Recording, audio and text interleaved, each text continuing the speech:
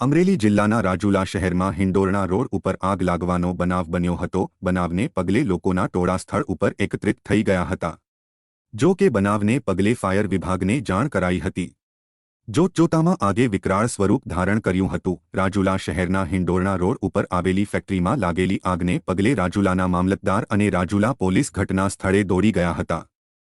Fire વિભાગ દ્વારા ઘટના સ્થળે પહોંચીને આગ બુઝાવવાની પ્રક્રિયા હાથ ધરી હતી।